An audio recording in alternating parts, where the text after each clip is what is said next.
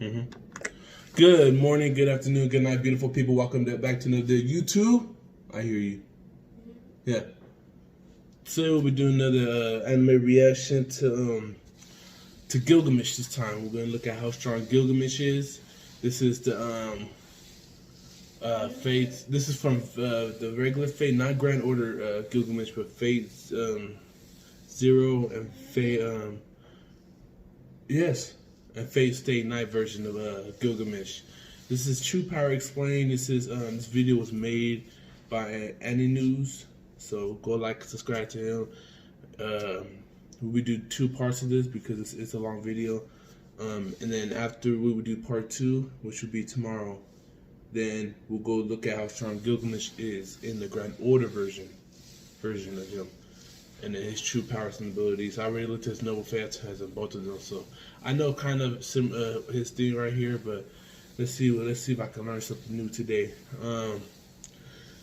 Like and subscribe. Comment down below what you guys want me to react to next.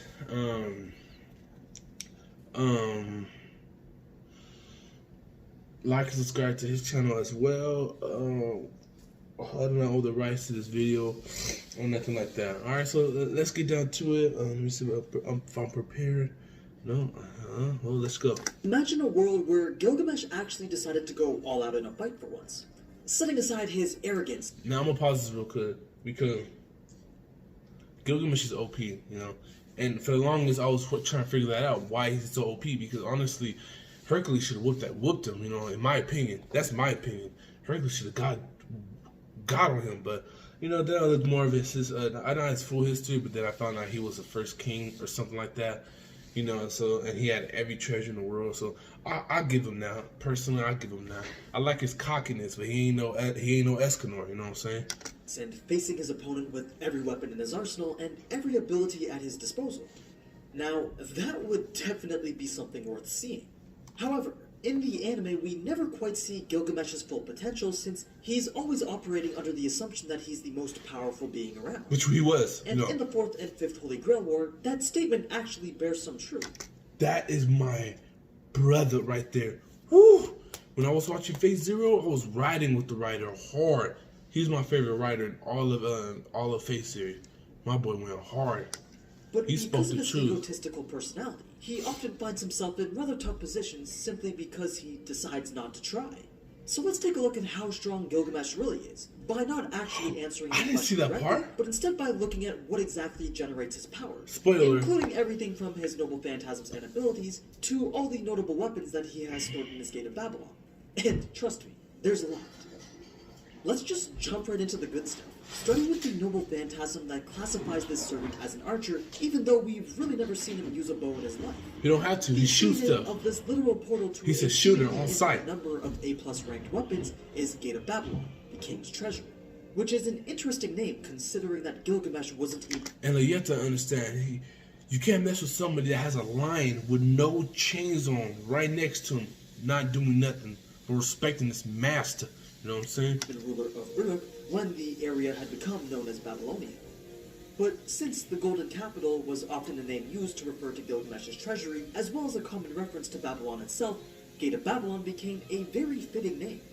Now, as I'm sure you already know, this noble phantasm grants access to all the valuable items that Gilgamesh had collected during his time as king. It does so by opening what's known as a divine gate that connects the space of reality to the treasury.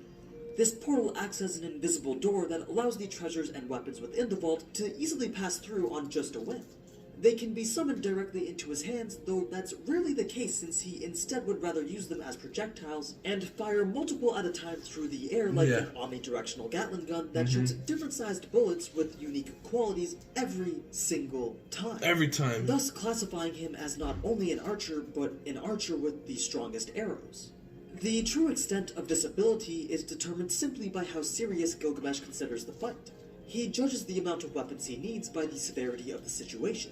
Most often, the gate he uses is very small, firing a few weapons at a time, sort of just as a playful use. I mean, look how cocky it is. If I was a writer and I was just seeing him just talking and yapping his mouth, I'd be like, bro, somebody just throw some spears at his head or something. He talks too much. The ability. But when up against a strong opponent like Heracles, the gate becomes What did he say? Usage of the ability. But when up against a strong opponent like Heracles, You know, I respect his videos, bro, because what he does is really actually amazing. That's something I cannot do personally. I mean, I probably could, but I don't got the time. I'm a truck driver, so I don't got the time to do that stuff like he does. I don't know his work history, but he's probably, you know, since he's so big on YouTube, he's probably just stick with YouTube. But it's Hercules, man. I wish they showed Hercules or not Hercules. It starts with A, but Hercules' brother, forget it. But I mean, I wish they showed more. Oh, they showed Medusa. You know, I wish they showed more. Let me see Zeus against Gilgamesh. Let me see that one the right game there. becomes wider, and he can fight with up to hundreds or even thousands of weapons at a time.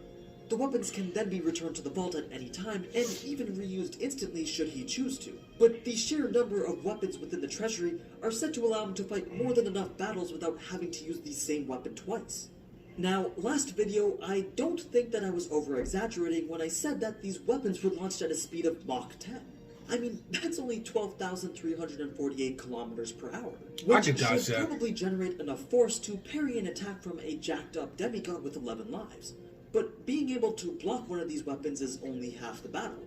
Since each one is different and often a noble phantasm in itself, they likely have unique abilities apart from the massive explosions that they generate on impact. Alright, so if you didn't get messed up by some random side effect of a weapon he just threw at you for shits, then it'd be in your best interest to just dodge them instead. Yeah. Dodging, however... But I mean, he was going to say, too, dodging is impossible when there's like 40 of them shooting at you. However, is also very unlikely, since portals to the vault can be freely deployed pretty much anywhere.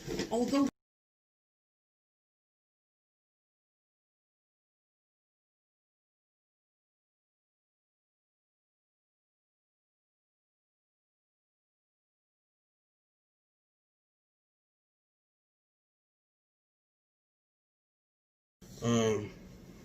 Okay, let's get right back into it. Anywhere. Although he likes to launch them from behind his back like a total G, he can just as easily completely surround his opponent with portals and create an inescapable omnidirectional barrage of death.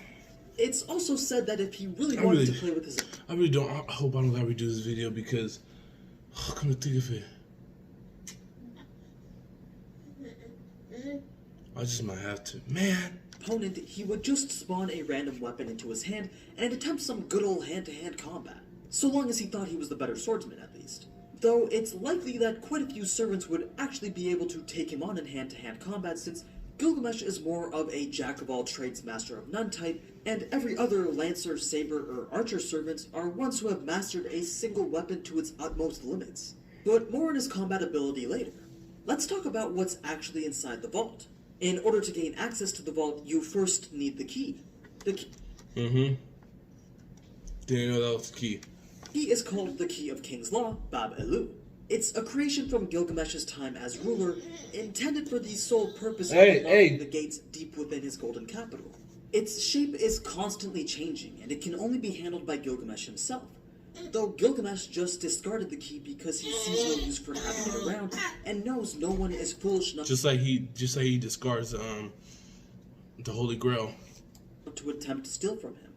As for the contents of the vault, he's stated to have collected all the treasures to have ever existed in the world during his lifetime, lacking absolutely nothing. I mean, it's not hyperbole when he says he collected all the treasures of the earth.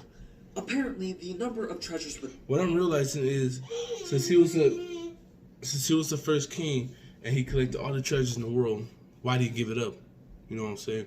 That's just my opinion. I don't know what happened to the treasure since when he died. The people just gave him away because I don't know what. Or the people raided Babylon when he died, and everybody just, I don't know. But then continue to increase even to this day at such a rate that even Gilgamesh doesn't fully know how much is within it. It has weapons, technologies, books, and even games. As an example of how it continues to expand, since the technology he had collected from his era served as a basis for modern technology, things like airplanes and submarines also exist within the vault. But here's where things get interesting. Gilgamesh was the first hero. His collection of treasures, which included weapons and books and technology, served as the origin of human wisdom. But that's, I guess. The only things that could be missing from the vault are items that are produced by entities not of the human race or of extraterrestrial origin. So since this is the case, that means that all other weapons that serve as noble phantasms to other servants were derived from Gilgamesh's collection and therefore exist within his vault. They're not known as their named versions though. They're actually nameless and referred to as the... So comment down below, do you think he originally had Excalibur, or he never achieved that? Because, I mean, Excalibur is a strong sword, so imagine him using that in battle. Original prototypes. So Gilgamesh, in fact, contains the prototype for every noble phantasm to ever be created by humans, since they were originally derived from his initial treasures. Of course, noble phantasms like Heracles' God Hand, which was derived from Heracles' own legend, is one that Gilgamesh can't obtain. Then the existence of a weapon in the vault, like Karna's Vasavi Shakti, is completely unknown to Gil since it was never actually used in Karna's legend.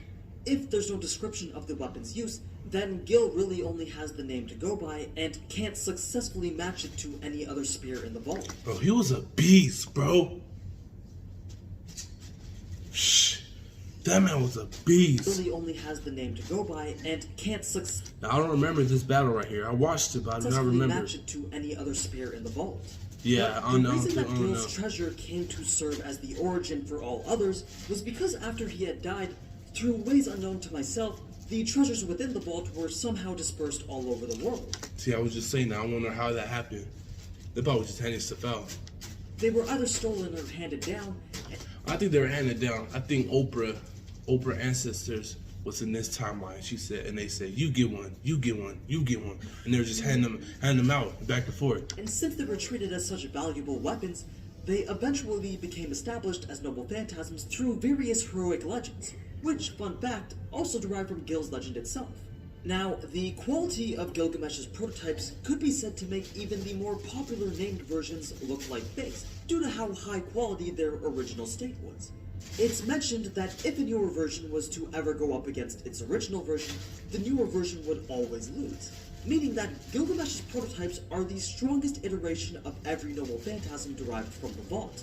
That doesn't necessarily mean that if he was to fight against Gabe Bold with his unnamed version of it, that he would just automatically win the fight.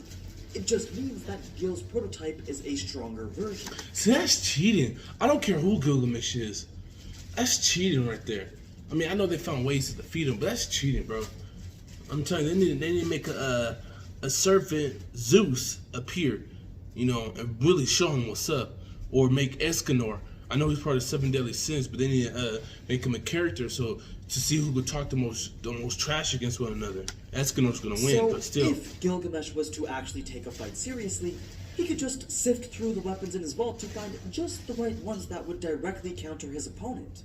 But since he's just an arrogant piece of shit, he'll instead just throw whatever and only bring out trump cards like Ea or the Chains of Heaven in really dire situations. For the sake of knowing though, let's go ahead and take a look at some of the known weapons within the vault anyway. There's Fergus's Calidbolg, the Rainbow Sword, Roland's Durandal, the Peerless Sword, Don't know who that is. Cullen's Gay Bolg, Fafnir's Demonic Deinschliff Don't know who that is. Sigurd's Gram, Perseus's Immortal Slaying Scythe Harp, the Chinese Halberd Kokinget, Indra's Vajra, and then a whole bunch of other unnamed axes. See, where do they get these sources from? We'll stop right there. Alright, this is going to be part 1 right here because I got to do a lot of editing because my alarm went off and it stopped the video. Alright, I don't know why that happened. But that'll be it, you guys. Part 2 will be posted on tomorrow. So stay tuned. Like and subscribe for daily content. I try to do my best, alright? So let's do this thing together.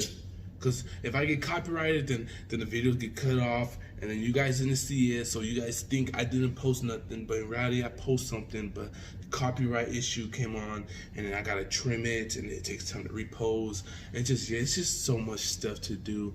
Alright, so like and subscribe, comment down below what you want me to react to. Whatever you guys want me to react to next, it's probably gonna be after part 2, or I could do part 2 and then whatever you guys want the same day. Who knows? But every time I post 2 videos, it seems like one gets love and the other one just get trashed out. It's like, I don't know. But yeah, that'll be it. So you know, like and subscribe. Stay tuned, everybody. Like, subscribe to Anna News as well. This is the stuff you post on that daily. I don't know if he posts on a daily, but he posts a lot. Thank you guys. Have a good day.